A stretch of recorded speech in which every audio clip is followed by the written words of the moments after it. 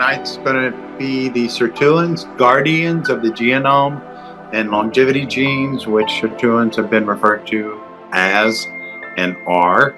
And honestly, before a couple of years ago, I did not have the in-depth research on Sirtuins like I do now, and it's quite amazing as far as I'm concerned. As to what the potential is in terms of you having some sort of impact on improving their health through natural methods or nutraceuticals, as you'll see on this PowerPoint as well. So with that, we will get started. We're going to get into Sirtuins. This particular presentation I might have gone overboard because at the original time, I think I had 186 slides. And fortunately or unfortunately, that was cut down from about another 100 slides because there's that much information and documentation on the, the benefits and the critical effects Sirtuins have on our health in every aspect and every way. So that's what we're going to be going over tonight. That's what we're going to be discussing. And you've pretty much hopefully read this screen by now. The DNA damage accumulates, and we all know that and cause mutations, chromosome abnormalities, and genetic changes. And Sirtuins is a key as the protectors, the repair guys that go in and reduce and fix it and help regulate gene expression. So, kind of a big deal. I think for a lot of us, the challenge is figuring out how to use this product because it has such large implications in many, many areas of the body. Okay. In addition, they play a key role in regulating metabolism. So metabolism, there's so many aspects of metabolism, but in metabolism, it plays roles from everything from metabolic syndrome to weight loss to type 2 diabetes, and the list goes on and on and on. So big hitter, the impact, the depth of the 7 Sirtuins is just phenomenal, I think, because, I know I did a presentation on the hallmarks of aging a couple of years ago, and which I'm still totally on board with. It's just like, this was a piece of that whole thing, and it wasn't given, or I was not able to give in time-wise and every other reason, the time that's needed to really show the value that you can use by using this information with the appropriate products. So they are key to healthy aging because they help prevent so many related diseases associated with aging and can help support improving your health span and lifespan, which obviously is what we all want. And I think most of our patients or members or clients want as well. And yes, Sirtuins are epigenetic regulators. There we go. The role of Sirtuins in thermogenesis and weight loss. I don't think everybody is, and maybe you are, but most people, when I've had conversations, we're not really apparent or, knowledgeable in the fact, and we'll get into the depth and how this does it and what areas and why. But most of us, I don't think, realize that the Sirtuins can play a big role in thermogenesis and weight loss. And in today's age, we're talking about a society that obesity is running at I'm going to do a guesstimate. Someone can correct me later if they like.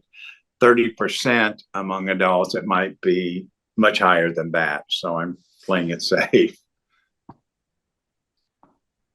Sirtuins have been associated with aging lifespan prolongation. So, if you're talking about people, and again, with your clientele, and I think one of the things that surprised me a lot is attending a longevity medical summit in Portugal this last year. The number of people at some of these longevity clinics in Europe, the age group, which I would have always guessed as being from 55 up, they said the majority of people were from 35 to 55, and then that other age group was a smaller minority. So I was really surprised at that younger people are really thinking about wanting to stay healthy longer. And I think that's fantastic and wonderful. And it would be nice if they had the opportunity to know this kind of information that we're presenting tonight. Again, I'm not the originator of it. I'm the researcher of it. And so all this came from many resources as well. But sirtuins play a critical role in stem cell maintenance, renewal, proliferation, and differentiation. That's a big deal. They're like controllers, or play a huge role in controlling all the functions of stem cell, or many of the functions of stem cells. And we all know stem cells is such a hot topic, or has been for the last 7 to 5 years. So if you're doing, I mean, let's stop and give this just one quick moment. If you're thinking about stem cells, and we know you can go get stem cell injections everywhere in the country now, and I'm not quite sure how they can determine the number of healthy stem cells in a shot, because remember, for those of you that saw my presentation and or are very are knowledgeable in the hallmarks of aging, stem cell exhaustion is a huge deal. Meaning, despite the fact that you may have stem cells, how many of them are healthy is the question. So stem cell maintenance, renewal, proliferation, and differentiation, sirtuins play a big role in that. So this is a key in having healthy stem cells. So if people are getting stem cell shots, they're at least going to be healthy if they're doing something via sirtuins to help keep them healthy and stay healthy. So stem cell exhaustion is not an issue or a problem, which it is a reality. And not too many people talk about that in the stem cell world, particularly associated with practitioners that are promoting stem cell injections. So, and I'm not saying they're bad. I don't want you to misunderstand that. I'm just saying you should know the whole picture too. Altered sirtuin expression and activity were implicated in pathogenesis, a variety of heart disease, metabolic disease, atherosclerosis, endothelial dysfunction, cardiomyopathy, arrhythmia. Well, you can read it. If you have clients over the age of 50, there's a good chance some of these, if not singular, multiple things that they already have, and sirtuins play a big role. So when you look at this, keep in mind, these sirtuins may have not been functioning for years at any optimal level. These sirtuins may not have been functioning for years at any optimal level, or else some of this stuff definitely would have been prevented. So for me, that's a significant point. Yeah, sirtuin 1 through 7. So these are the different sirtuins and how they relate inside the cell. So you have the cell to your right here. So sirtuin 1, 6, and 7 are predominantly localized in the nucleus of the cell. 3, 4, and 5 are in the mitochondria, while sirtuin 2 is found in the cytoplasm all around. So these are locations where sirtuins are found intercellular, which is, I mean, it's good to know because obviously, as you're going to see down the road here, that's how they relate to specific health issues. And cellular pathology or dysfunction might be more appropriate word to use. And cellular chronic demise if they aren't working in those areas as well. Sirtuin 3 and 6. Several studies state that sirtuin 3 and 6 are involved in autophagy activation. The reason this slide's here is because we've all heard of autophagy. Autophagy has been a topic of conversation for the last at least 5 years on the internet. It's been saturated because people know that autophagy is so critical. Autophagy is our body's, our cellulars, internal detoxification system. Autophagy goes through the cell and cleans up all the garbage and kind of reprocesses it, so to speak. But autophagy has a whole list of health issues that is associated with if it's not properly working in cells. One more point, probably Sirtuin 1 is the most studied, and then Sirtuin 3 and 6. So big 3 and 6, big row. If you're thinking autophagy and you have people who go, well, I've watched about the ketogenic diet and I've watched about autophagy and longevity and I know how important that is, think of Sirtuin 3 and 6. Downregulation of SIRT1 has been observed in Alzheimer's disease, Parkinson's disease. Every neurological disease, or just about every neurological disease, has Sirtuin 1, 3, and 6 involved in it. 1, 3, and 6. So if you have people that are having issues with beginning of Parkinson's or pre-Alzheimer's or some of the other neurological symptoms, please think about Sirtuins as playing an intricate role. And remember, if it gets to the point of Parkinson's or Alzheimer's or any of these others, what is that telling you? What that's telling you is these Sirtuins have not been functioning in a way they should for not days or weeks, but probably years. Sirtuin 7 expression has been shown to suppress NF-kappa B signaling. And that's a good thing, because why? NF-kappa B is the main gene for signaling the pro-inflammatory cytokines and inflammation in the body. NF-kappa B, you just think inflammation. So Sirtuin 7 helps regulate the down expression of inflammation. And again, it's multiple, as you see the second sentence, 1, 2, 6, and 7 all regulate inflammation signaling. So when you're thinking inflammation in the body, and God knows we're thinking in any chronic health disease, the likelihood of there not being inflammation is slim to none. So Sirtuin 1, 2, 6, and 7, I'd look at 3 too. But anyway, long story short, you've got some tools here that are probably not doing their job if there is a lot of, long-term or chronic inflammation going on in whatever organ or system that's been going on. So, and I guess the other piece of this is why there's not a simple, easy test for Sirtuins, is because the Sirtuins in the brain cells may be operating differently than Sirtuins in heart cells and the Sirtuins in the kidney cells. So inflammation, there's at least 4 out of 7 Sirtuins play a key role in down-regulating the pro-inflammatory cytokines. 3, 4, 5, which are mainly actively found in mitochondria, also play a huge role in regulating ATP synthesis and ROS concentration, which is reactive oxygen species, among other functions. So the big deal about that is if you don't have, again, healthy Sirt 3, 4, and 5, you're not going to be having healthy mitochondria. 1, 2, the mitochondria isn't going to be producing ATP, which is your chemical energy. That's one of the main functions of mitochondria is produce ATP, so you're producing the energy for the cell.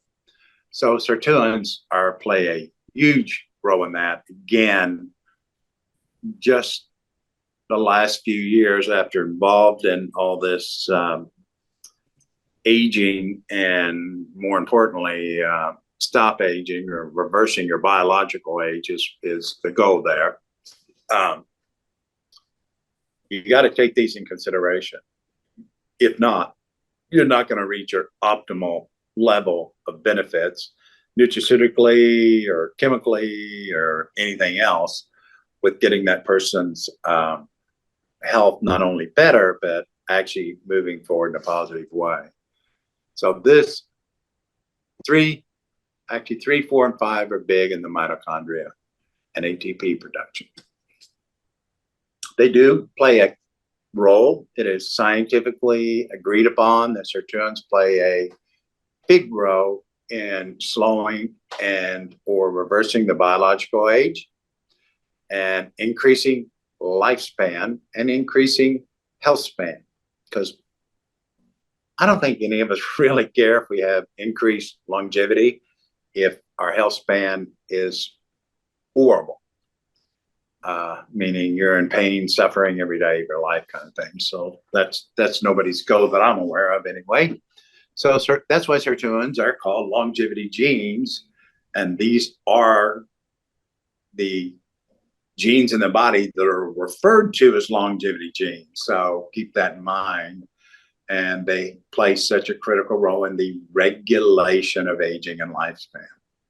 And they do it through different metabolic processes, which we covered a few, but you get to learn about a lot more. Cell growth, inflammation, stress response, and again, sirtuins reduce inflammation, which we just described. Okay, genomic instability. So here's where what happens when you get genomic instability?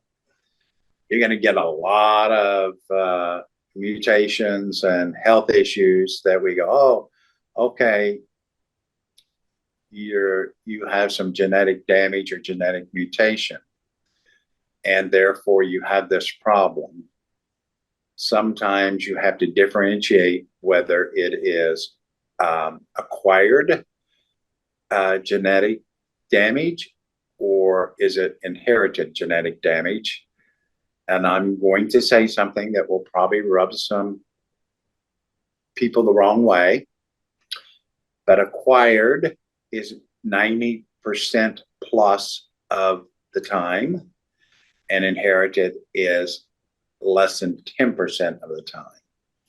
Which means what?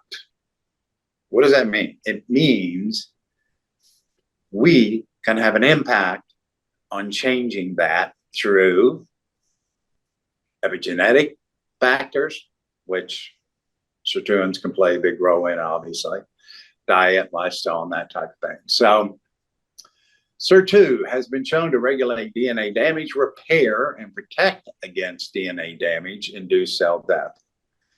And it also helps in the regulation of the damage response and maintenance and stability. And sirtuin is not the only one, but it is a big one too.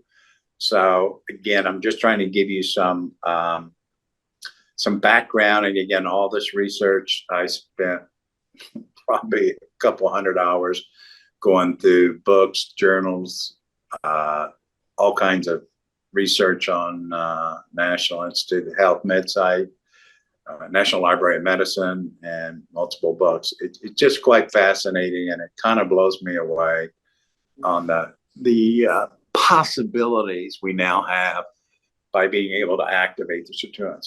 Activating sirtuin 1. Sirtuin 1, as I mentioned earlier, has been researched the most, so there's a lot of information on all the different health issues. You know, it downregulates the aging process, it reduces inflammation levels, and improves cardiovascular health, better mental health, greater skin health. Okay, so it goes on because its impact on so many other molecules, chemistry, metabolism, biochemical pathways, as well as even in stress response, weight loss. So who would have thought, oh gosh, if you really want to lose weight, I need to check, I need to be doing something to support healthy sirtuin function. Well, in this case, that's exactly accurate too.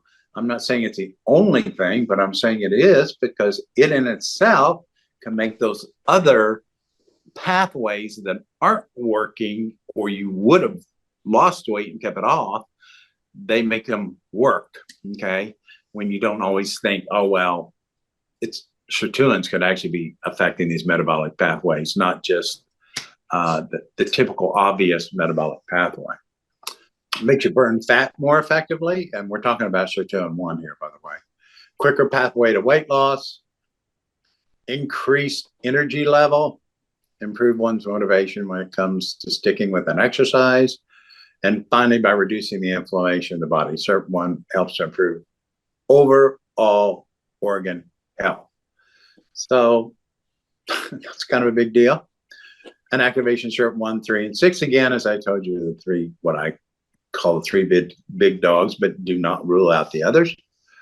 They are all associated with helping with weight loss as well. Cardiovascular, Sirtuin 1, 3, and 4 have been known to help preventing cardiovascular disease, and we'll be giving you more details on that. Again, all your clients that have heart disease, atherosclerosis, high blood pressure, you name it, cardiomyopathy. Oh my gosh, you're talking about deficient sirtuin functions of individual sirtuins for years, not for weeks or months, for years, or that would have been prevented to some degree. I'm not saying there aren't other cofactors, but that sure as the world plays a big role. Neurodegeneration, studies have shown that SIRT 1, 3, and 4 can help prevent, and that's what the research says, prevent Alzheimer's and other brain neurodegenerative diseases.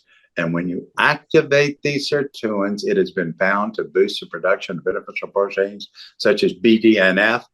If you do not know what BDNF is, that is an enzyme that helps repair and reestablish and create more neuron connections in the brain. So it protects the neurons and it also activates more. So, and of course, inflammation in the heart as well, which diabetes. Okay, so what percent of the population in the country now and adults is type 2 diabetic? Again, off the top of my head, it would be a guess, but I think all of you know it's very high percent, and it's not going away, and it's not getting any better because metabolic syndrome and sugar and carbohydrates and poor diet and everything else is contributing to it. But SIRT 1, 3, and 4 have all been linked to helping with diabetic disease. Activating SIRT 1 has been found to help regulate glucose metabolism, of course, reduce inflammation, and protect organs from damaging. So activating SIRT 3 also helps in glucose control. So thinking diabetics, think that. Mitochondria, SIRT 3. And again, as I mentioned, 3, 4, and 5 are the big ones in the mitochondria world. And again, we all are very familiar with mitochondria, and we all know the impact it plays. There's actually societies and organizations that have summits and seminars just on mitochondrial diseases. And here you're talking about we need to be looking at the sirtuins as well to help support better mitochondrial function if you're going to make a difference in changing their health and changing their life. Okay. Sirtuin 3 plays a role in increased ATP levels by optimizing fatty acid oxidation. And I don't know if any of you recall, but a couple of years ago when I did the hallmarks of aging, there's a product Dr. Kim has created that helps with oxidation as well. So SIRT 3 has been observed to help reduce oxidative stress and enhance ATP production. And ATP production, I mean, let's face it, let's be honest, I guarantee if it's a brain problem, you got mitochondria issues and ATP issues. If it's a heart problem, you got mitochondria issues, you got ATP issues. And those are like probably the worst two, but the list goes on and on. And oxidative stress, which I've had more than one conversation in my presentations of how key this is. I think there's a bit less focus on oxidative stress and less attention now that other things have come out in the world, like the words autophagy and AMPK and NRF2 and all that. But NRF2 is a big deal in reducing oxidative stress. But Sirtuin 6 also plays a big role in that as well, as you can see reading this. SIRT 7 plays a big role in repairing it, as well as 1, 2, and 3. So as you notice, multiple sirtuins have some similar functions, and I think it's kind of backup systems for our survival of health, repair, and existence. So And again, it is considered increased lifespan and also reduces inflammation, oxidative stress, and it also improves metabolic efficiency. So, big deal. Repair genetics, cellular function, Sirtuin, Sirtuin, all this is about Sirtuin. Sirtuin you don't hear as much about, but it still has a significance, has a significant role in energy regulation, cell metabolism, and apoptosis. So apoptosis, what's the big deal about apoptosis? This is where cell death. So if a cell gets critically diminished and injured and from aging and toxins and chemicals and everything else, the body has a mechanism to, it plays a big role in apoptosis. So you got to have regulation apoptosis. What happens if a cell doesn't go through apoptosis? Cellular, sustenance occurs, and sustenance cells are another whole different problem, which I touched on in the 9 hallmarks, because they're definitely pro-inflammatory and they cause all kinds of havoc in the body. So SIRT2 regulates the following: insulin sensitivity. Here we go, big deal. Insulin resistance, thanks SIRT2. Expression of fatty acid synthesis, mitochondrial biogenesis. So this is a big deal in mitochondria, and ATP production. Also phosphorylation as well. So SIRT5, acetylation, which again, acetylation, remember for those of you that were at the presentation when I did it on the aging, acetylation, we talked about a lot, and SIRT5 plays a big role in that. It also plays a role in gene regulation and expression of genes linked to inflammatory cytokines and glucose and fatty acid metabolism, oxidation reduction reactions, and antioxidant activity. So it's like, the more you learn about the Sirtuins, it's like, how can you not be checking them out and considering them? And just about 90% of all your health issues. I don't know if that's an exaggeration or not. Telomeres. We've all heard about telomeres. We've heard a lot about telomeres in the last 15 years, or maybe a little less. Telomeres have been touted as the one thing. That's what drives me crazy when they say, oh, just one thing. You do this one thing and it'll cure everything. Telomeres has been touted as a thing that will increase your longevity and life and everything else, and your world will be wonderful. Which telomeres play a very vital role. They're very important, and they do have significant implications in terms of longevity and health, but they're not the only key or hallmark that's going to change everything. SIRT1, SIRT3, all activate telomerase. What increases the tips of the telomeres? So we know what? Telomere caps degenerate over time. When I did the research back in the day, oxidative stress was the #1 reason for diminishing or accelerating. Let me rephrase that: and accelerating and diminishing the caps of the telomeres. And remember, when the caps of the telomeres are gone, you've just about now expired the cell, essentially. So SIRT3 improves SIRT4, 5. So all these play a role in telomeres, but telomerase is the stuff that increases the length of the caps or the telomeres. And for years, nobody had been able to figure it out until one doctor, and I think it was Dr. McDonald, who came up with a product called TA65, which he got, which was a molecule extracted from Astragalus that he found increased telomerase. And since there's been a lot more molecules and other nutraceuticals that found that do the same. Okay, so increasing telomeres, protecting telomeres is a big deal. SIRT1 reduces insulin resistance. God knows this country needs that. 2020 study on SIRT5 and obese mice showed increased expression of SIRT5, reduced the accumulation, improved glucose. All this, what are you talking about?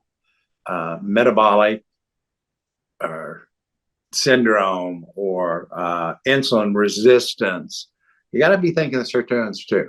Okay. And again, the time you see the sirtuins having that impact probably means they haven't been working the way they should for some time. So here it is, SIRT5 plays a big role in metabolic metabolism, such as obesity and diabetes.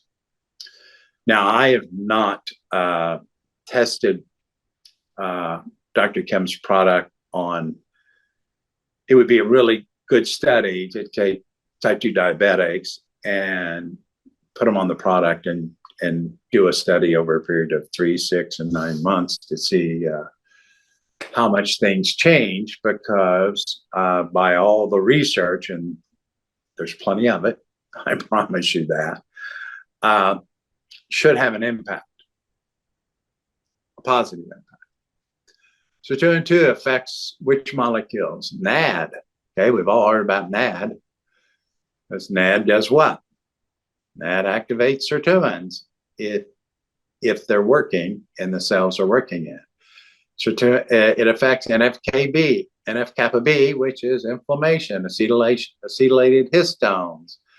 So you're talking about putting the gas pedal on, helping to repair damage from things of X-ray, the metabolism of PPAR, which we'll get into, and FOXO, which we'll get into, and the reduction of oxidative stress. So reduce fat storage. So again, it's just like, these are the key to every piece of, they play a role in just about the majority of metabolism, biochemical pathways, intracellular signaling inside the cell.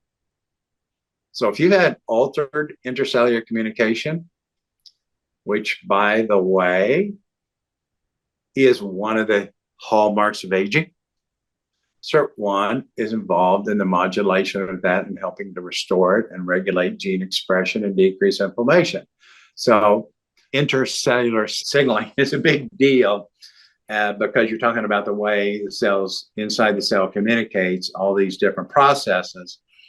And if that is not functioning, and generally what it's considered by science today, or at least the number one reason, is inflammation. But SIRT1 has both a direct effect on altered intercellular communication and an indirect through reducing inflammation. SIRT2 helps maintain normal cell function. And again, remember, it plays a role in apoptosis, or programmed cell death. And we mentioned that if you don't have a functioning apoptosis, that's how things turn into what? Cancer cells or cystin cells. Take your pick. They're both bad. One's worse than the other, obviously. So by regulating apoptosis, SIRT2 helps ensure the only healthy grid fully functional cell remains, and it helps to restore once damaged due to oxidative stress. So, and we all know, or hopefully know, that oxidative stress is a really still existing big dog. I remember back in the day, as I call it now, when I did the presentation on IntegraCell, because IntegraCell is a huge NRF2 activator. It's actually one of the most powerful ones I've been able to find. And that's all plays a huge role in down-regulating oxidative stress, because there's still, because I checked about a year ago, there's still more studies on the negative impact oxidative stress has on multiple systems, cells, disease, pathology across the board in terms of research. I mean, it's in the 100,000 plus range in terms of studies. So it's just oxidative stress is not the hot popular term as it used to be years ago. Here you go. These are sirtuin's actions on brain. Sirtuin 7 regulates DNA transcription in the brain. Sirtuin 6 prevents hyperhomocysteinemia. So do you want high homocysteine levels in the brain? You don't. So this is saying Sirtuin 6 plays a role in decreasing high homocysteine levels. We all thought that what decreased homocysteine levels was vitamin B6, B12, and folic acid. And that's true, but Sirt6 does as well. If Sirt6 was blocked, you would probably have to use a lot more B6, B12, and folic acid to achieve the same results if you can, but we obviously don't want to guess. Sirt4 regulates gliogenesis in the brain, and in terms of the glia, they play such a huge role in brain function, brain inflammation, and immune system. And that's a whole nother topic in itself. Sirt5 prevents epilepsy and helps with preventing cerebral decreased blood flow. Pancreatic beta cells. Sirt1 protects the beta cells against inflammation and induced apoptosis. Sirt4 inhibits amino acid-induced insulin secretion. Both of them play a big role in pancreatic function, as well as helping to support or preventing insulin resistance as well. Sirt1, liver. So all these play a role in the liver. And as you see, they play different roles in the liver, some of them, and some of them overlap. If you think, oh, well, you got a toxic liver and we just need to detoxify the liver and that's it, that may not necessarily be completely true. You may also need to be doing some sort of support, nutraceutical support, which what I use will be going over close to the end of this presentation. They play a huge role in hepatic glucogenesis, in lipid metabolism, insulin sensitivity, urea cycle. Sirt1 also helps regulate food intake and energy expenditure. And I thought this was interesting. Sirt3 helps protects against hearing loss from oxidative stress. And again, we're down here seeing the obesity and stuff. And this is all done through the brain, by the way. So other sirtuins and other tissues can have different impacts. Okay, kidneys. Now we're talking about kidneys, increased resistance to ischemia and induced injury, protects against free radical oxidative stress, and helps alleviate tubular injury. This is Sirt1, 3, and 6 again, as I said, are probably the most popular ones that have been researched. Skeletal muscles. Okay, you're talking about people with muscle injuries or muscle problems or athletes. If you're going to be an athlete, you better have Sirt1, 3, and 6 working, because you need to have the insulin stimulating glucose uptake. You need to have the mitochondria activity. So that's a big deal. Okay. So Sirt1 increases the expression of adiponectin for energy metabolism. And I'm going to throw in there weight loss. And Sirt2, oxidative stress of adipocytes. So we're talking about adipose tissue now. This is sirtuins related just to adipose tissue, and decrease triglyceride biosynthesis. Okay, here's one I do want to talk about. Myelofibrosis. There's not a chronic health disease today that fibrosis is not a piece or a part of. And it was very exciting when I learned that the sirtuins, and here's one, Sirtuin 1, that there are others as well, play a very critical, important role in decreasing fibrosis or preventing fibrosis in the body. Because once you got fibrotic tissue, what does that mean? No, seriously, what does that mean? If your heart gets fibrotic, that's like you have tissue that is, for the lack of better terms, like gristle. You know, the function in there is severely diminished, okay? If you get a fibrotic kidney, the same thing. If you get a fibrotic liver, the same thing. If you get a fibrotic heart, the same thing, just like your arteries. So the sirtuins, and this is just Sirtuin 1, but there's others that you're going to see, play a key role in preventing fibrosis. Sirtuin 7 plays an important role in regulating cellular process, gene expression, stress response, and health issues associated with dysregulation. We can move on with that one. That's kind of generalized. Sirtuin 7, cardiovascular disease, metabolic disorders and neurodegenerative diseases. Okay, and actually plays a big role in preventing liver diseases. So you got patients, clients, or members with cardiovascular disease, metabolic disorders, neurodegenerative diseases, or liver. Maybe Sirtuin 7 isn't doing its job. Dysregulated nutrient sensing. So this is one of the hallmarks of aging.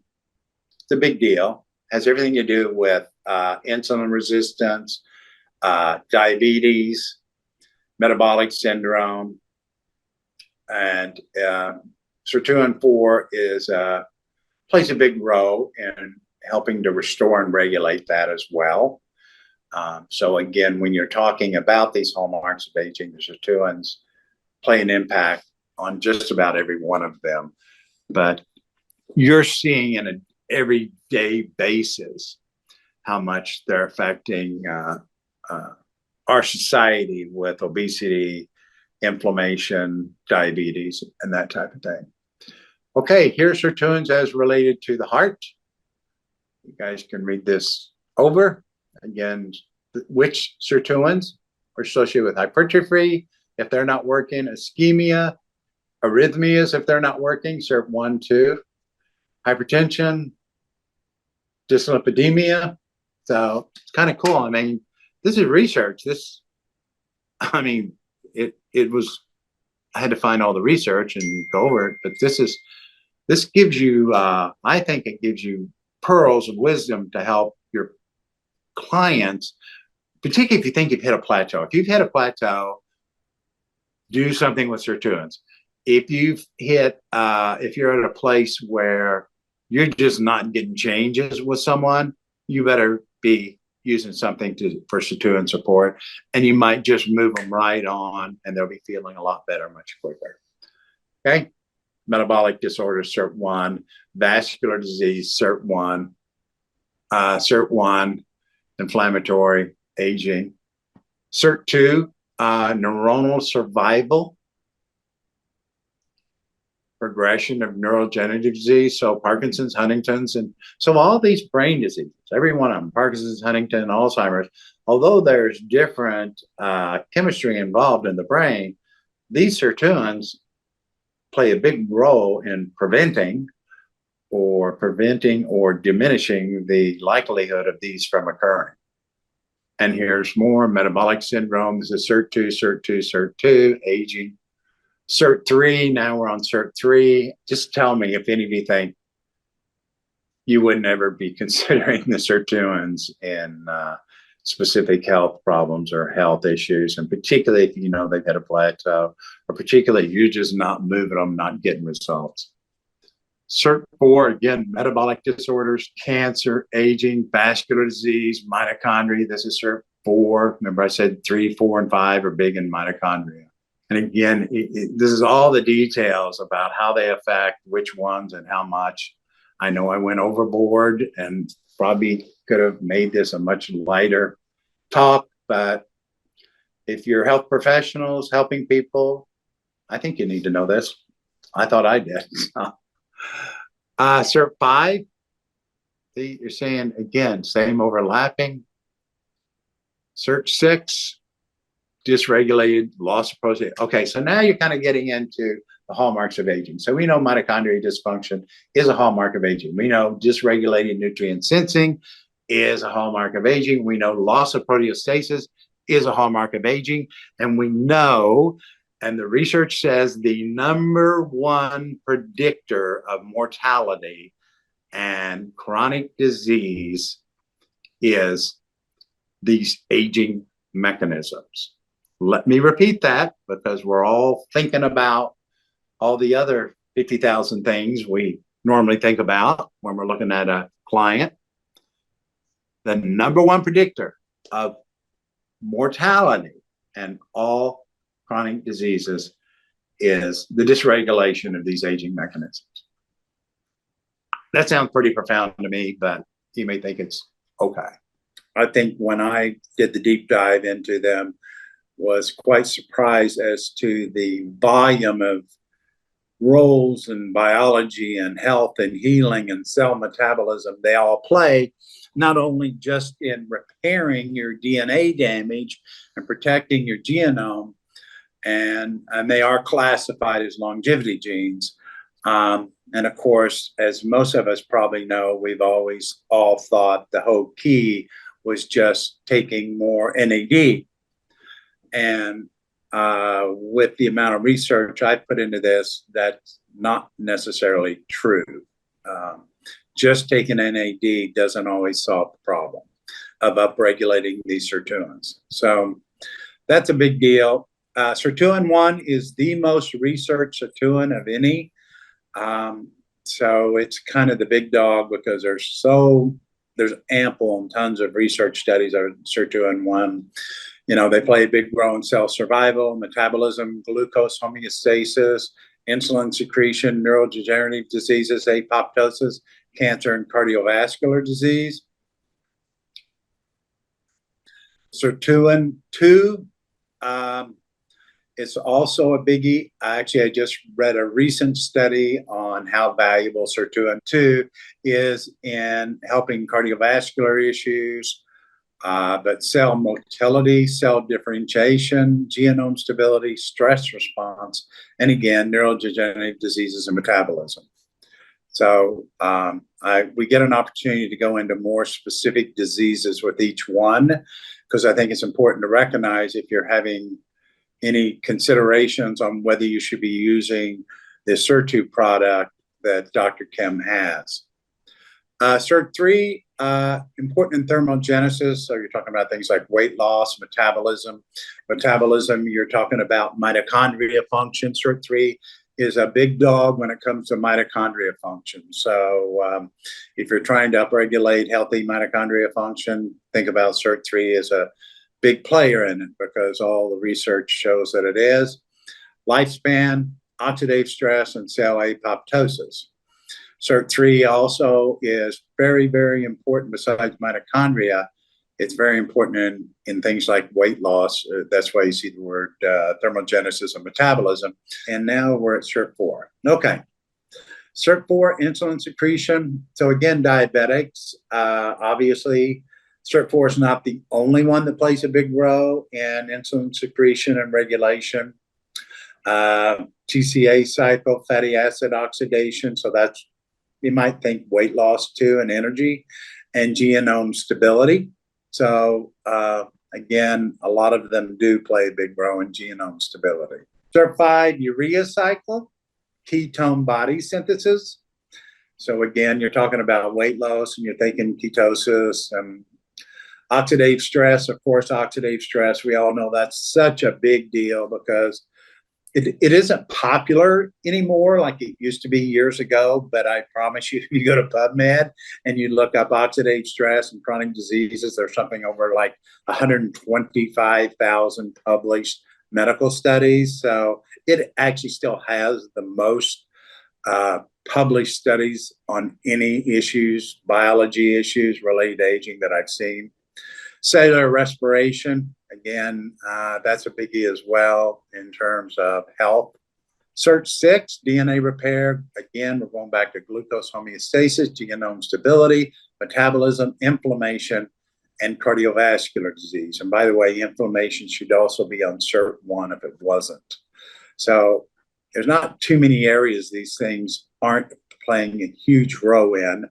And again, we all have to think in terms of aging, or at least I do anyway, being 73, DNA repair, you know, that's a big dog in helping to prevent genetic damage and maintaining health, as well as glucose homeostasis and metabolism, because when you get into metabolism, you get into AMPK, and you get into FOXO, and you get into all those things we talked about in my talk I did 2 years ago on the 9 hallmarks of aging, which is really about 11, but I did the 9. And so that plays a big role in that as well. Sirt7, ribonucleic acid DNA, transcription, genome stability, oxidative stress. And you see some overlapping, obviously. So ailments. This is a real good slide. This is one that I actually have printed out because it's nice to show which sirtuins affect what. So like on the brain here, look at sirtuin 1, 2, 3, and 6. Decreased vision, sirtuin 1, 2, and 6. Immune decline, autoimmune disorders, which I don't think too many people think of sirtuins as related to being beneficial to support healthy immune function. It's practically all of them but 5 and 4. Fatty liver disease, 1, 2, 3, 4, 5, 6, 7, every one of them, fatty liver disease. And fatty liver disease comes from being overweight, metabolic syndrome, insulin resistance. You know, that's where fatty liver really comes from, majority of it, I'll say. So all these sirtuins play a key role in preventing fatty liver disease. Infertility. I don't know how many of you get people with infertility issues. We get quite a few, and we get really good results with it. And now I would have to say, since we've been using Sirtu, we're seeing results even faster. So I'm excited about that piece too. But don't ever not consider the sirtuins when you're talking about infertility. And of course, inflammation. I mean, what is it?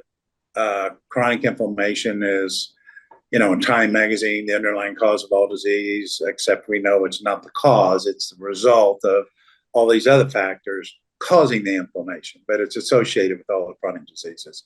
That would be more apropos. Cert 1 and 3, hearing loss. So I don't know if any of you ever tested the product for people with hearing loss. Motor dysfunction, Cert 1, 3, and 5. And cardiovascular. Again, with cardiovascular, I mean, I think cardiovascular still is number 1 and then cancer. But autoimmune diseases are catching them both fast. A medical doctor from the CDC went before Congress several years ago saying autoimmune diseases would surpass heart disease and cancer because it's going up so fast all across the board. And it was fascinating because he said the root cause of these autoimmune diseases are environmental toxins and chemicals. Not that Congress did anything or changed anything, which probably would have surprised us if they did. But anyway, associated with cardiovascular, diabetes, you can see that again all across the board. They all play different roles and they support each other. So, you know, type 2 diabetes, pre-diabetes, just test the product with your clients, members, patients, and see if it tests for it and see what it does. Give it about 2 months and then see what you see the results, because you might be surprised. At least we have been. Inflammation, we talked about, hearing loss, motor dysfunction. Okay, I think that's it on this slide. Ailments with which sirtuins are implicated. This is continuation. Kidney disease. So you don't, of all the diseases we just went through, and we went through a good handful, obesity, cancer, sirtuins have the potential of being underlying causative factor or contributing factor to all these diseases. So you got to keep it in mind now. And I think this product was a big home run for him to build. Sirtuin 2, genomic instability. Genomic instability has been shown to regulate DNA damage and repair and protect against DNA damage-induced cell death. This is Sirtuin 2. In addition, it has been implicated in the regulation of DNA damage response. So bottom line is Sirtu plays a big role in the repair and stability of genes and genome. And we all know the more you damage your genes, the more you damage your chromosomes, the more likelihood those cells are going to turn into what? Cancer cells, right? So cancer cells usually aren't born a cancer cell. They usually become one from all this damage and wear and tear over time. So that's why I also think this is so important as well. Cert 4, big one with cellular metabolism, nutrient sensing for ADP, and inhibiting active form of glutaminate, which becomes an actual oxidative stressor. And it plays a role in one of the hallmarks of aging called deregulated nutrient sensing. And under this hallmark, which, these names are interesting, but I wish they could have made it simpler. So deregulated nutrient sensing includes insulin resistance, diabetes, obesity. It includes imbalances in AMPK function, FOXO function, mTOR function, and all those are all dysregulated under that category of deregulated nutrient sensing. So this is, when you can start having an impact on the genome in a positive way, or the DNA, that's pretty cool, at least I think it is. Certified, help regulate mitochondria function. I will say probably it is. 3, 4, and 5 are mitochondria related. 3 probably has the most research and is considered the big dog in mitochondria. But so is 4 and 5, so it plays a big role. And if you've got mitochondria issues, I think you've minimally got to test the product to see if it would be advantageous in that particular individual or person. But when we do the kind of testing we do with mitochondria issues, we use it probably 9 out of 10 times, along with mitocon, and along with NADH, and along with sometimes your cytostem to downregulate the inflammatory process that CD38 would be associated with. Sirtuins also, because these are all basically fall under a category of protecting the human genome. And it prevents genome instability, because remember, it's this whole genome instability that causes the breakdown, the function. It creates what? It's going to promote more cellular sustenance, which is zombie cells. It's going to help turn sick cells into cancerous cells. So, these are such keys for chronic issues. NAD, a crucial regulator of sirtuin activity. Maybe I didn't cover that. So you've got an early taste. We all heard about it. Dr. Sinclair has written a lot and done a lot. But I will tell you, Dr. Sinclair also quotes in some of his books, you don't just look at one of the hallmarks of aging to fix the problem. So NAD stands for nicotinamide adenine dinucleotide, and it's a coenzyme. So we all heard of NAD. I'm not going to sit there and read the definition. It's a helper molecule. It helps activate sirtuins anywhere in the body.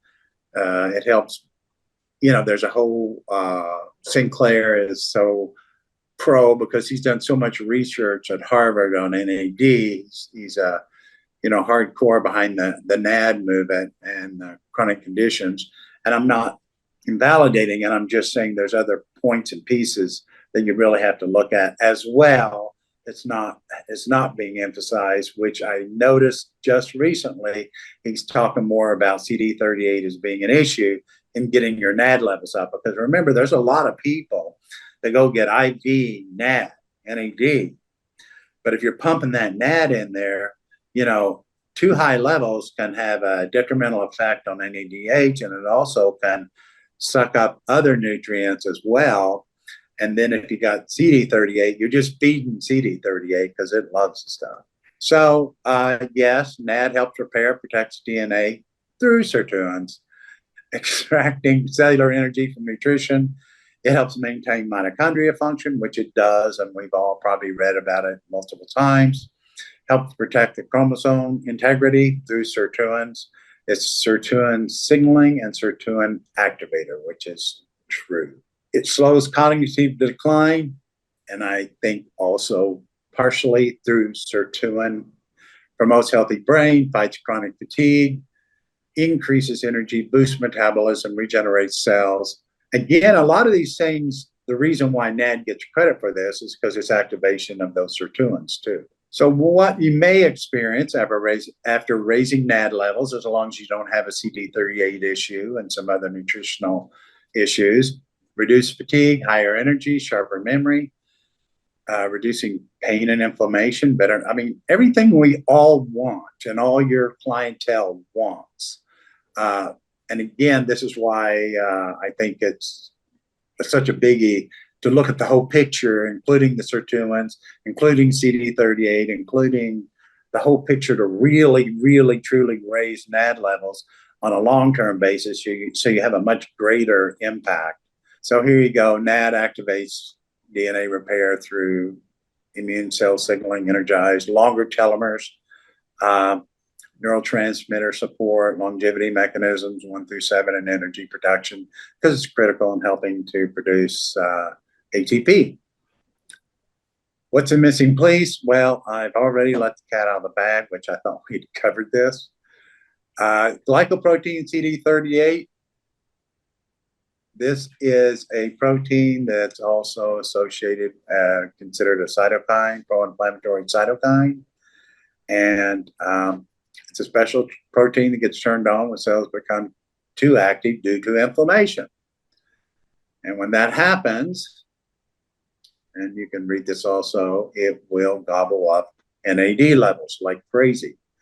So when people think, well, doc, your NAD formula isn't working for me, you may think, well, maybe we have to go after CD38, which is a pro-inflammatory cytokine, before we're going to get the NAD levels up. I personally just use it in conjunction with the cytosem and mitochond.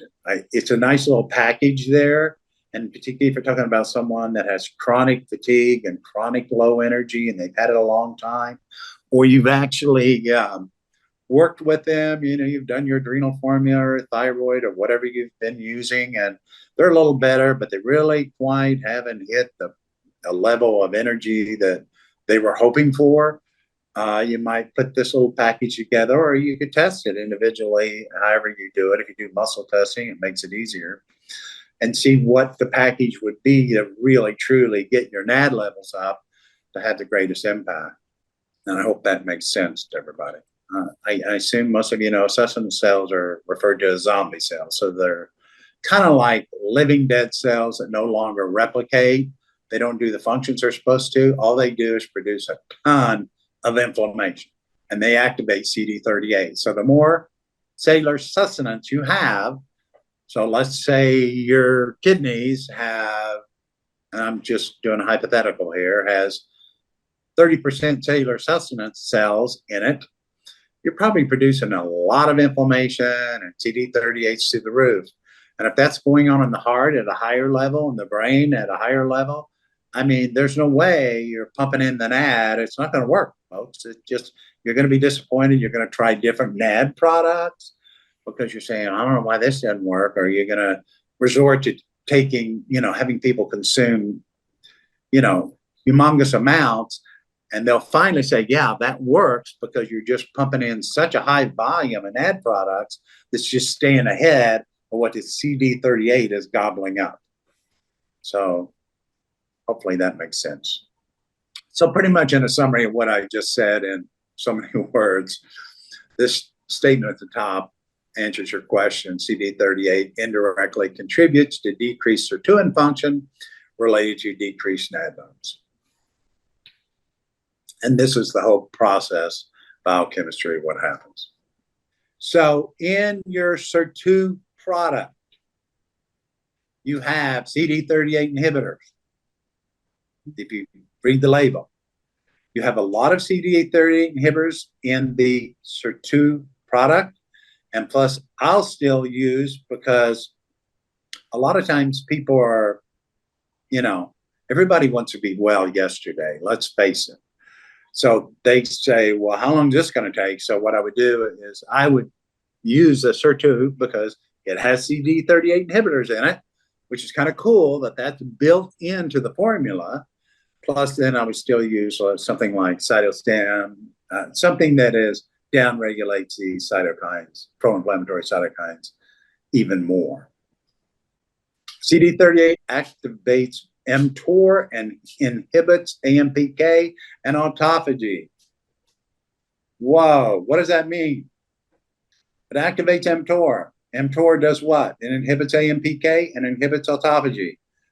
My gosh, the last 5 years, we've been saturated, bombarded, and everything on autophagy. Autophagy is important. Autophagy is important in metabolic dysfunction and dysregulated nutrient sensing and losing weight and being healthier and detoxifying the inside of your cells, because that's what autophagy does. And autophagy also eats up the misfolded proteins in proteostasis. And where do you find misfolded proteins the most? In the brain. That's called Alzheimer's. So CD38 inhibits AMPK. What's AMPK do? It's critical for what? Weight loss. Okay, if you activate AMPK, you're going to activate other weight loss biochemical pathways, and you're going to upregulate autophagy, so that's also going to be helpful. And you're going to downregulate mTOR, which is an inhibitor of both of those. I think that's pretty cool. I found that interesting. Sirtuin plays an important role in cardiac development, and I think I brought that to your attention when we were looking at another one. So another key one. So if you're doing muscle testing, which I don't know how many of you are, you could actually test the product against the heart reflex and see how valuable it is in that particular person or instance.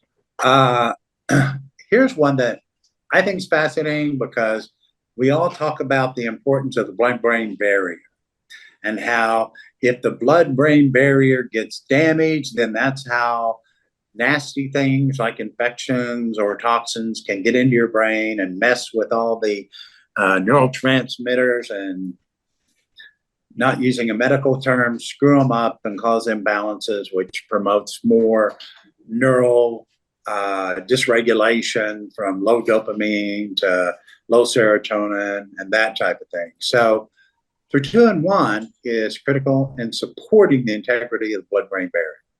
This is not my statement, and I've not yet had time to test against neuropathic pain, but I'm excited about it because I have a couple of people we just started on it that do have that. And I would actually use this with Dr. Kim's neuropathy formula he has. This was Neurox and Sirtuin and maybe Nerval. And because I've used the other two for neuropathy pain, and actually we're getting pretty good results with both of them together, and even some brain issues. But I'm excited about adding this to it for neuropathy pain. I mean, the statement that I got this from was out of a book called Sirtuin Biology, and it's about 2 inches. It's a scientific book that's just packed with this stuff, and it'll tell you about how Sirtuin, the scientific studies show that Sirtuin can actually reverse neuropathy pain or neuropathic pain. And that's cool because, most of your pre-diabetics, diabetics, undiagnosed diabetics or pre-diabetics. I mean, there's a lot of neuropathy pain. It's not just diabetics. But Sirtuin expression inhibits NF-kappa B signaling. So this is on a genetic level. So NF-kappa B gets turned on, then it turns on all those pro-inflammatory cytokines. So if you can cut it off at the head, which is NF-kappa B, stop NF-kappa B, then those pro-inflammatory cytokines aren't going to flare up and cause all the chronic inflammation. So I think that's exciting. And Sirtuin is not the only one, but it is a big one. And there is a lot of research to support that one. Oh, this is cool. And I think a lot of us have been introduced to more of the circadian clock, circadian rhythms, and the influence they have on sickness and disease. There's actually books just on the circadian rhythm and diseases. And Sirtuin increases the expression of the influence on circadian control. Again, Sirtuin is not the only Sirtuin that helps influence circadian control, but circadian rhythm is a big deal. I wish this, the clock, there's you can get a whole diagram of the circadian clocks and when they affect which time and all that. And I don't know a way to test circadian clocks, but I'm sure there's people in this audience or in uh, Inno-Vita's tribe that know or could possibly figure out how to measure which circadian clocks did need support. Sirt1 enhances ATP cellular function, but so does 3, 4, and 5, which are in the mitochondria. It's been shown to promote telomere maintenance and elongation. Wow, is that cool? When all we thought we had was T865 that was invented by Dr. McDonald about, 15 years ago and cost about $400 a pill to increase telomerase, which would increase the length of your telomeres and protect them, which is cool that he did. But I will tell you, since then, there's a lot of other herbal ingredients that also polyphenols that now they know activate telomerase and help promote telomere health. But Sirt1 does that too. FOXO, so I don't want to get too far off in chemistry, but if you remember, FOXOs also downregulate cellular sustenance.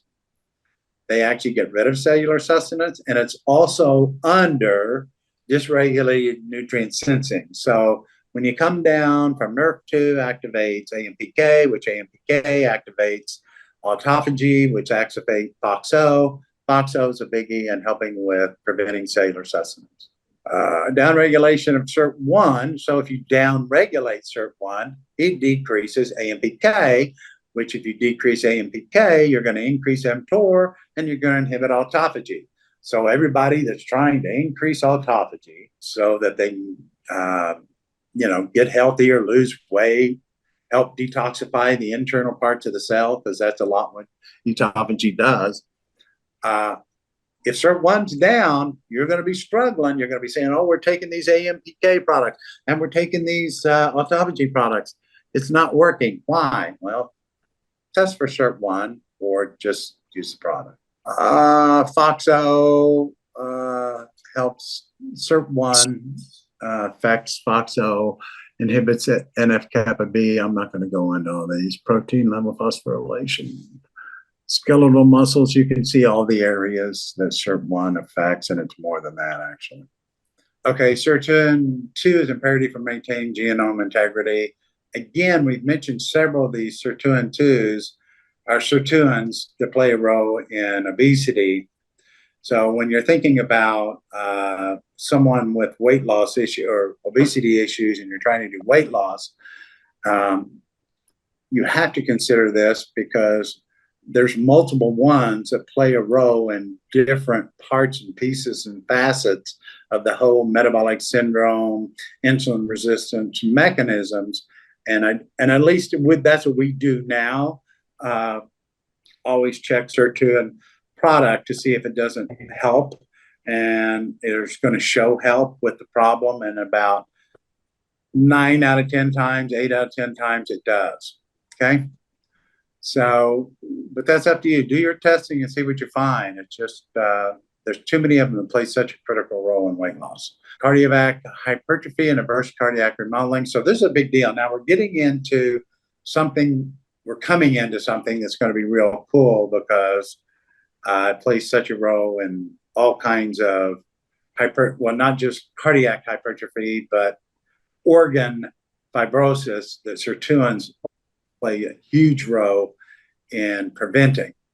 So cardiac hypertrophy, you're talking about people with hypertrophy, myopathy, cardiac remodeling. I mean, this is the downhill slide in the world of heart disease that's going on. And Sirt2 is one of your beneficial tools that you would have to jump on quickly and use at dosages that I don't know how you test, but you get at the very least muscle test and or start out with a standard dosage for an adult. For adults, if you're getting into health issues like that, we probably would start out, depending on what other symptoms they have, 1-3 times a day, and then we might bump it to 2 at breakfast, 2 at dinner, and then we might bump it to 2 at breakfast, 2 at lunch, 1 at dinner.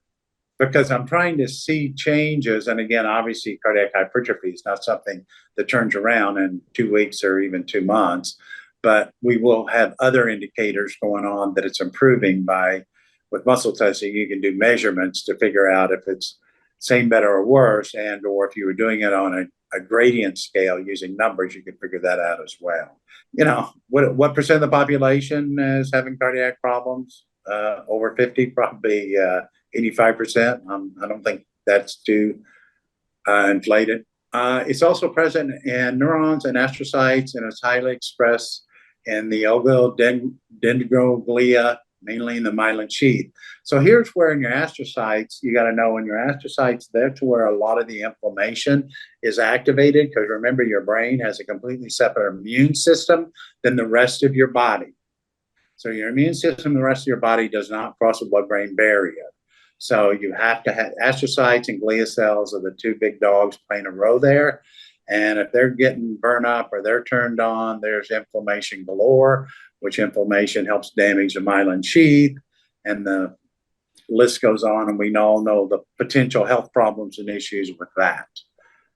Decrease in SIRT2 protein levels has been associated with high cancer progression, promotes neuronal differentiation of mesenchymal stem cells. So it plays a big role in stem cell function as well as some of the other sirtuins. And this just shows you specifically different organs that that's associated with. I thought this was interesting. And again, this came from excellent resources where the authors were multiple PhDs in sirtuin studies. Sirtuin-3 as a potential diagnostic, they don't even say potential. Sirtuin-3 as a diagnostic marker for Alzheimer's disease. So if they're saying your Sirtuin-3 is down, the further down it is, there's a much higher risk that you can either get or already progressing in Alzheimer's disease. So again, something to consider. Something I don't know, unless you do some format of some way, how to create a measurement for each sirtuin with muscle testing, and I'm sure that's feasible with some of the people maybe on this call, or if you can measure sirtuins in the body, and I don't know the cost factors on that at this time to be able to do that, or the how realistic it is, because remember, Sirtuin-3 in the brain could be different than Sirtuin-3 in the kidneys. Since mitochondrial dysfunction lies at the heart of Parkinson's disease, which I don't know if everybody has heard that, this is why Sirtuin-3 gets so much credibility in helping in the prevention of Parkinson's disease, and suggesting that the worse you have Parkinson's, the diminished Sirtuin-3 exist. So what are you going to do in Parkinson's? If mitochondrial dysfunction is the heart of this, truly, then you're talking about NAD, you're talking about mitochond, you're talking about SIRT2, the list goes on with that. And I would still use the Nerval, which I always use in those cases.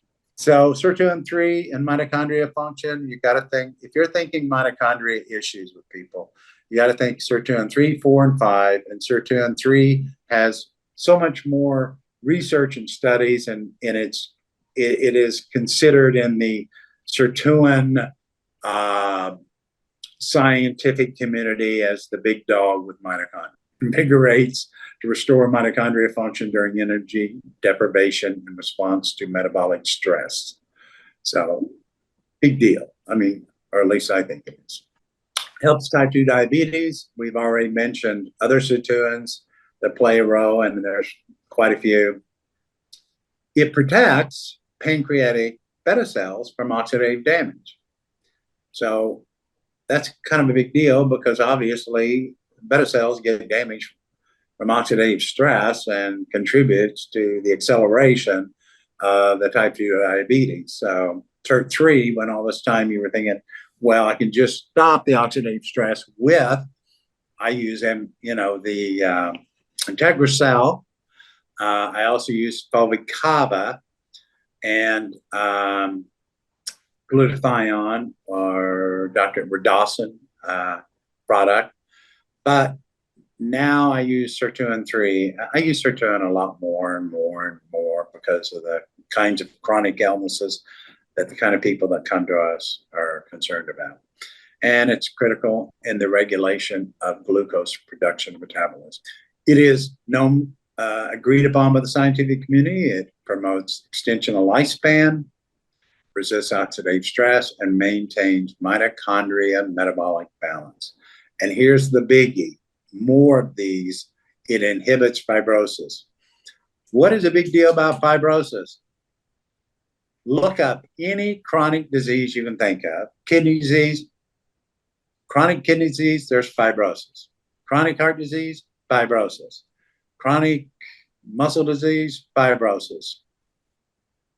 Everywhere. Where's fibrosis take place? Fibrosis takes place between the cells. So if you got, I'm going to use the thyroid cells. So if you got thyroid cells, what's in between the thyroid cells? The interstitial space, the extracellular matrix. So the ECM is what lies like a network between all the thyroid cells, and all the communication between each thyroid cell has to go across this extracellular matrix.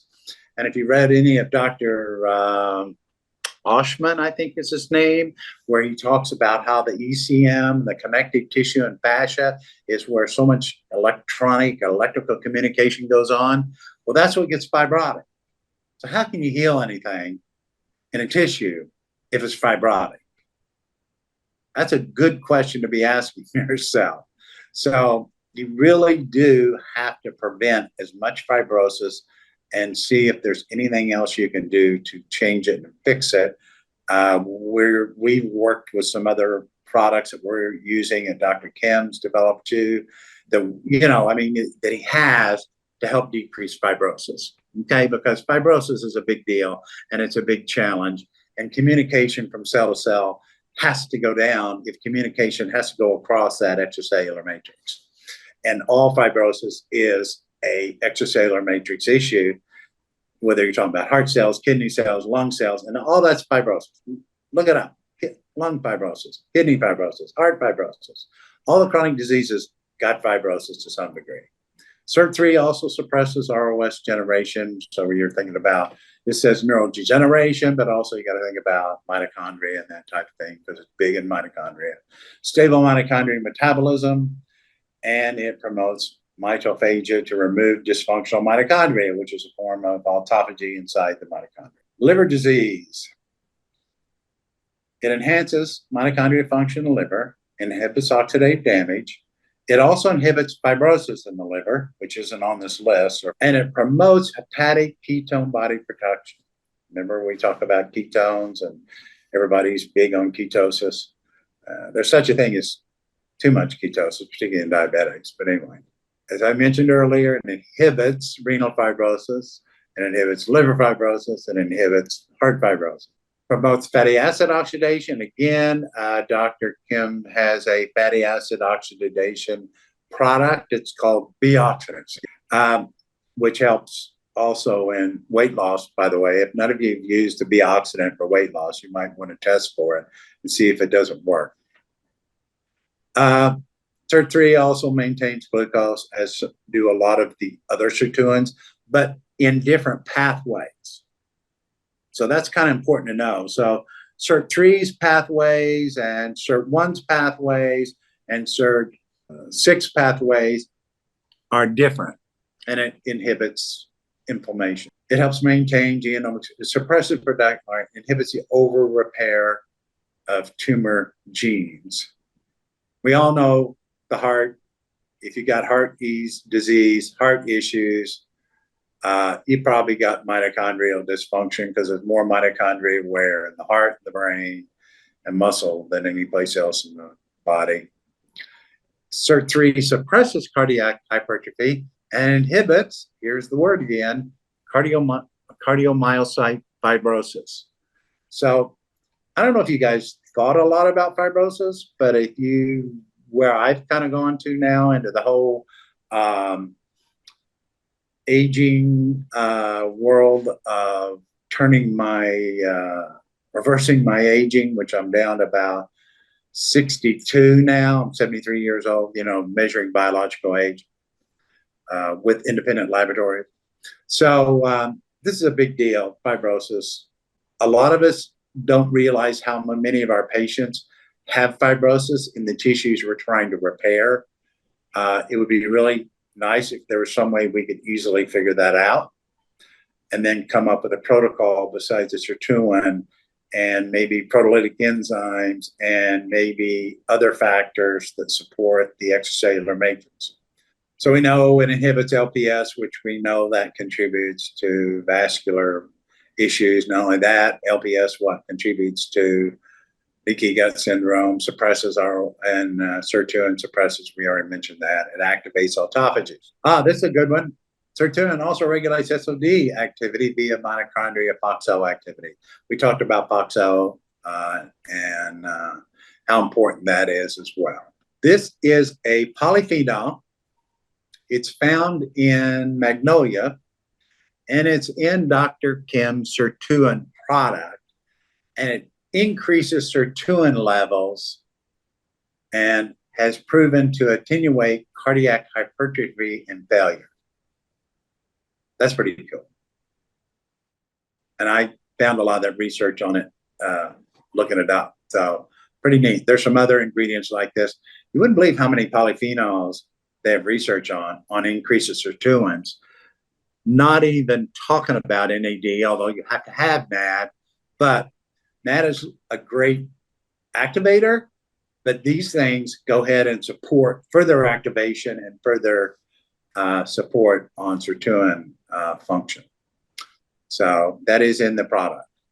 So getting back to metabolic syndrome, what does metabolic syndrome fall under? It's obesity, hypertension, insulin resistance, high triglycerides, low HDL.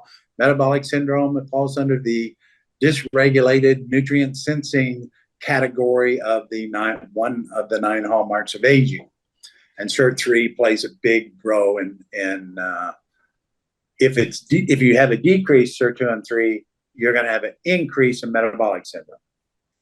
Decrease SIRT3, increase metabolic syndrome.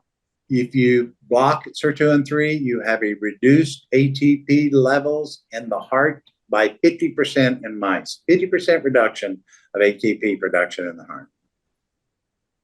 That's pretty significant.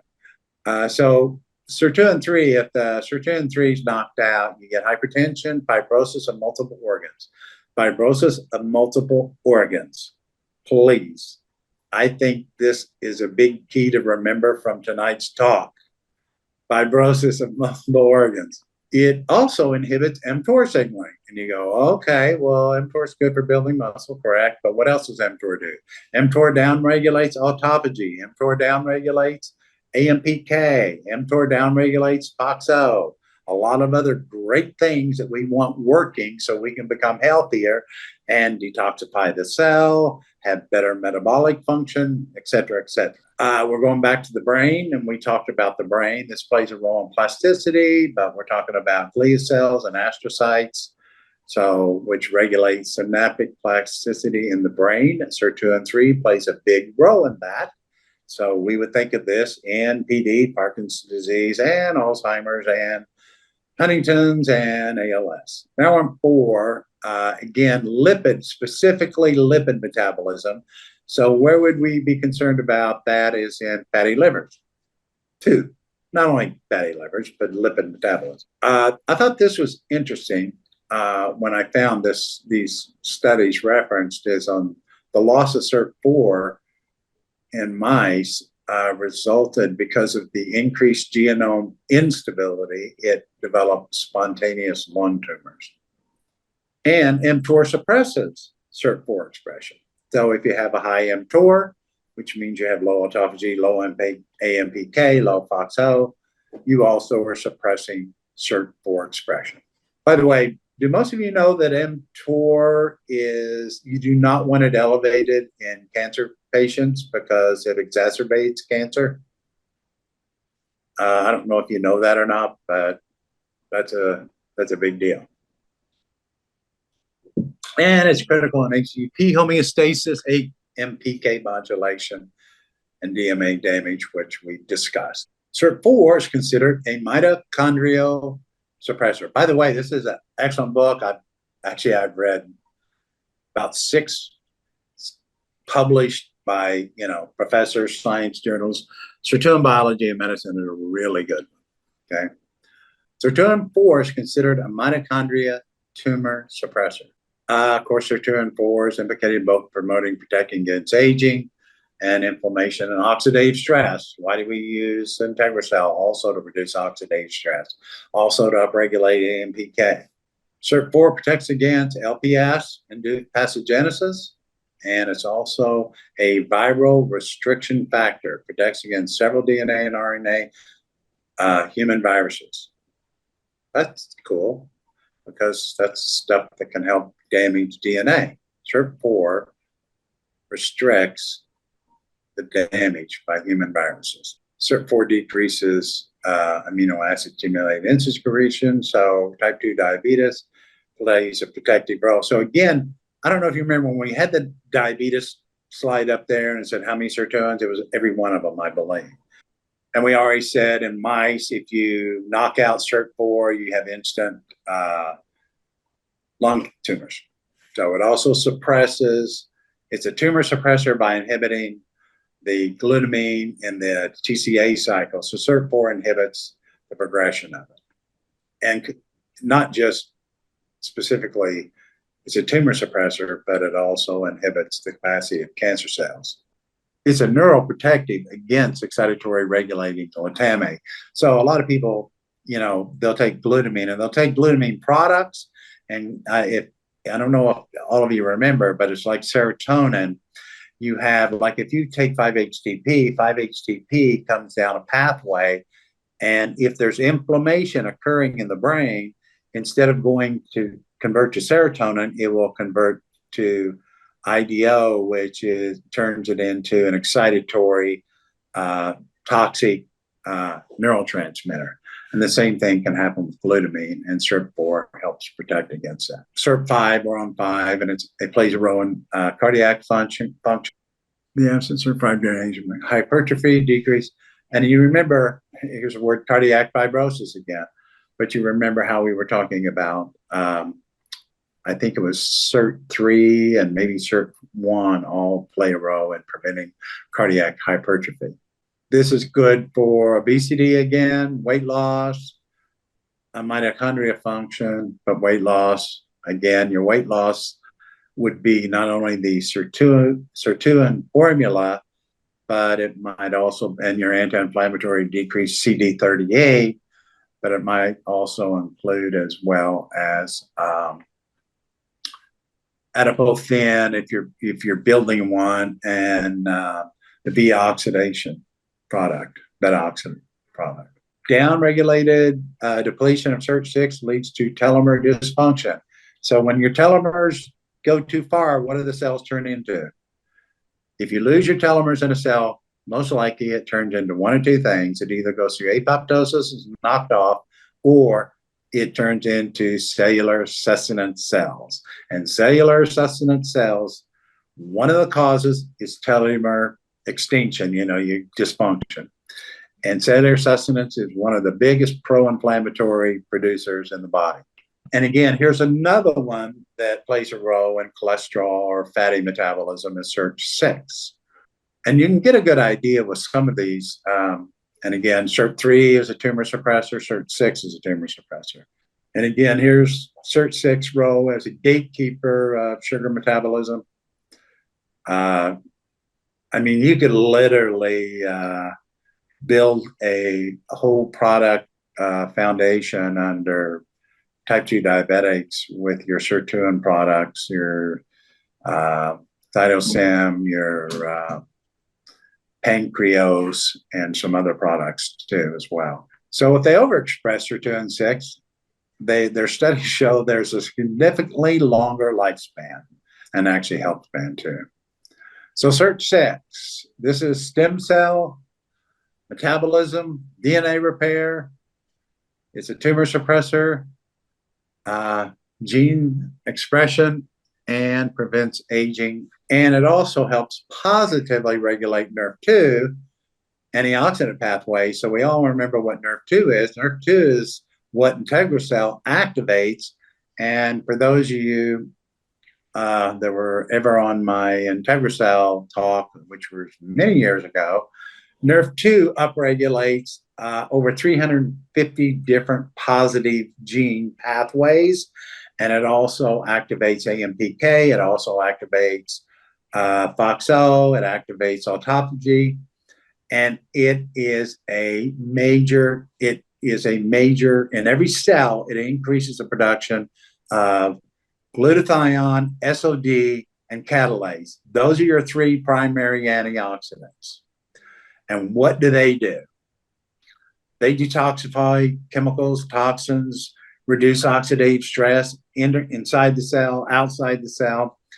And those are the three that our bodies have that God gave us. And we take all these secondary antioxidants like, vitamin E, CoQ10, vitamin A, PQ2, and you name them, whatever. So here's the difference. The primary antioxidants, which are those three, glutathione, SOD, and catalase, one molecule of those, any one of those, gets rid of 1 million molecules of free radicals. Okay, that's pretty cool. And that's via NRF2 activation of those in the cell. And one molecule of the secondary antioxidants, the vitamin C, et cetera, gets rid of 1 molecule of free oxygen. So you have to take 1 million times more. Those blueberries, and don't get me wrong, I love blueberries and eat them. Back the truck up, because you got to have 1 million times more to have the same effect as getting NRF2 to do its own job in the body to produce our own glutathione, own SOD, and own catalase, which I still think IntegraCell is a home run product, and I tested it against a slew of other products, against different oxidative stress tests, and it still wins hands down. So, big deal. Again, reduced sirtuin levels result in telomere dysfunction. Okay, premature cellular sustenance, we know, because anytime you reduce telomere, reduce the SNPs on the telomeres, you're going to start producing cellular sustenance, which now you set in a whole array of, you might as well pour gasoline on fire. Again, here's more cardiac hypertrophy, declining cardiac function, and it's not on there, but I would say cardiac fibrosis. So overexpression in the mice promotes a less accumulation of visceral fat and lower triglyceride levels, even in a high-fat diet condition. Overexpression of SIRT6 promotes less accumulation of visceral fat, lower triglyceride levels, even in a high-fat diet condition. Controls metabolic, or it is one of the sirtuins that controls metabolic disease and one that decreases ROS and maintains genomic stability. We know that about cardiovascular, cardiac hypertrophy. We know that about, I don't know if you guys know, it helps TG synthesis and decreases atherosclerotic plaque formations. And it also decreases hypoxic damage too. So sirtuin 6 will decrease hyperphosphorylation of tall proteins because it helps upregulate also autophagy. And autophagy is what goes in and chews up, digests the unfolded proteins, proteostasis. And it also prevents brain DNA damage. So it's beneficial on lipid metabolism, decreases cholesterol, increases fatty acid oxidation, increases liposis, and decrease insulin resistance, thermogenesis. Increases insulin sensitivity and skeletal muscle, stimulates B cells. Remember, SIRT3 did that too. Decreased glucose uptake, helps regulation of mitochondria, and decreases insulin resistance. Sirtuin 7 is a little different. They don't have as much research on it, but it is fascinating because it does some powerful things. It does protect against cellular sustenance. And again, cardiac hypertrophy. And here's that word again that I hope you all remember, fibrosis. And with increased cardiomyocyte apoptosis. Overexpression of SIRT7 protect against fatty liver pathology in obese and high-fat diet. So Sirt7, again, plays a big role in your fatty livers, as do multiple other sirtuins.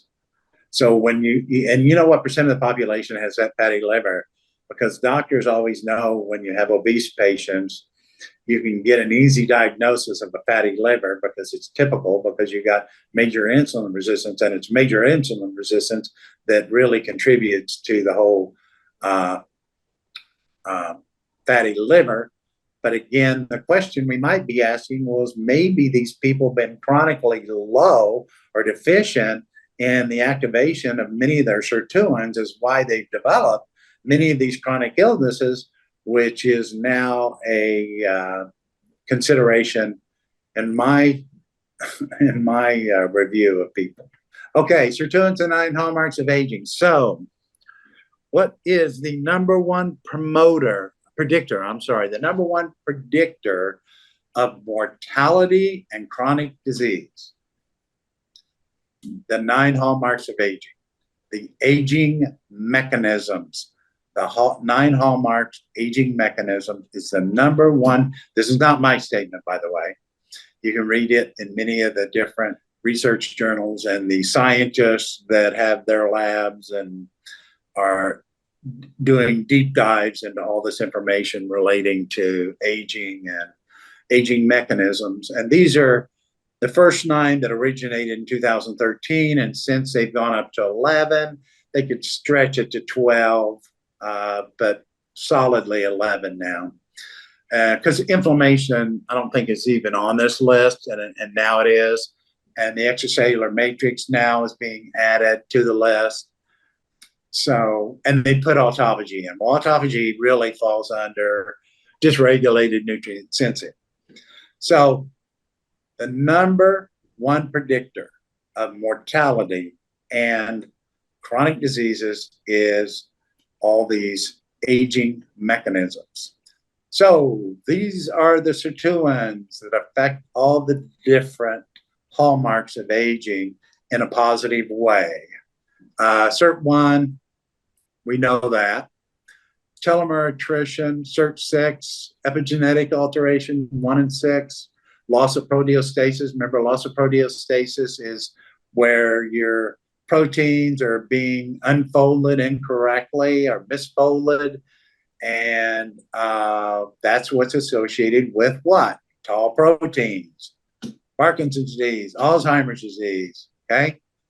That's an autophagy issue and a Sirt1, Sirt3, and Sirt6 issue, or Sirt1 and Sirt3 issue, Sirt6 too. Cellular metabolism, nutrient sensing are 1, 3, and more.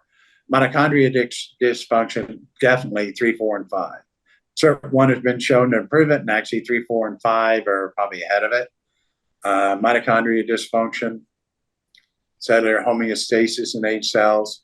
Sirt7 has been shown to regulate DNA repair and the maintenance of genome, which is important for fitting genome. Sirt7 has been shown to play a role in regulation. So I'm going to put all this in a book because I've spent hundreds of hours doing all this research. So I'm going to put it in a book format. I just think this is so valuable. I mean, I mean, the hallmarks of aging is the other piece of the puzzle that I want to produce. But this is a big step, and it has such a profound effect across the board on so many things. I can't imagine that it not being used. Okay, Sirtuin 2 has been shown again. DNA damage, you know, it's like, is anybody here not agree with the fact that you have to have DNA damage and chromosomal damage and to produce cancer cells? Because my understanding is you have to really screw up, and I know that's not medical terminology, the whole genome, or the genetic instability and DNA damage for a healthy cell that gets sick, a sick cell to turn into a cancer cell. I think all that has to happen. And I think we found one of the best tools to help maybe support the less likelihood of that. And I have to be very careful with my words here, not to say this definitely doesn't treat cancer. So I would never say that on a Sirtuins upregulate metabolism. It begins 3, 4, and 5. Remember, big dogs for the mitochondria. So they're big in dysregulating nutrient sensing. Dysregulated nutrient sensing is all your metabolic syndrome, your insulin resistance, your obesity, everything in that realm is where that falls on. Regulate DNA, make the genome. Okay, so we go into each one of them again, related to different areas of health. And again, you want to read those for me, please? Genomic instability, Sirt1. Telomere attrition, Sirt6. Epigenetic alterations, 1 and 6. Loss of proteostasis, Sirt1 and 3. Deregulated nutrient sensing, 1, 3, and 6. Mitochondrial dysfunction, 3. Cellular senescence, 1 and 6. And mitochondrial dysfunction should be 3, 4, and 5, because that's, and I think I even have a diagram in here, which again will be in the book, but you're going to see, I think it breaks it down where each sirtuin is in the cell, unless we've already passed that. What is the solution of activator? It is. And it comes in liquid, which I like that fact. It's both, because I really like having the option, because I don't know about most of you, but I have some people, because generally when I'm doing a program, I'm usually doing multiple products because we're addressing all of it. So we're actually using capsules, but sometimes people say they have capsule fatigue, so we use liquids. This is what's pretty cool, because if you look at the ingredients, all of these ingredients here are related to increasing NAD. Remember, they have the CD38 inhibitors in it, like Lutonian. They have, did you know bladder whack, it increases Sirtuin-6 by up to 500%. You have physteine in there, which decreases cellular sustenance, and astaxanthin, but all these are activators of sirtuins. You have camphorol, which right down there is a sirtuin-3 activator. And if you look up that polyphenol, you're going to be blown away about all the things we talked about tonight. Is the action, positive action it has on the heart, the brain, the circulation. So these are all rhodiola. A rhodiola is a sirtuin activator. And it'll tell you which ones. I don't have them. What I didn't do is I haven't taken each extract and listed the sirtuins that it affects. There's the one I mentioned, Hanacol, which comes from Magnolia officinalis, which is powerful, just like the camphorol is super powerful in all kinds of heart disease, bladder whack. I mean, that's a brown seaweed that I had no idea. I mean, there's a company that just sells the brown seaweed, and they advertise it as a Sirtuin-6 activator, and they charge hundreds of dollars for the product, one product. Resveratrol also is activates several of the sirtuins, milk thistle as well. Proanthocyanins are a powerful sirtuin activator, and it does specific ones as well. And pine bark. So this formula is like a big home run. Plus, you've got your NAD in there and your CD38 inhibitor. So I think these are so cool. You just have to find the right dose for the right person. And again, in certain chronic issues, I might start out low, but build it up higher. And L-carnitine, by the way, is another sirtuin activator. Or in some cases, I might start with higher doses. 186 slides or something. All right, good. And I did it in, what time is it? 6:30. Hour and a half. All right.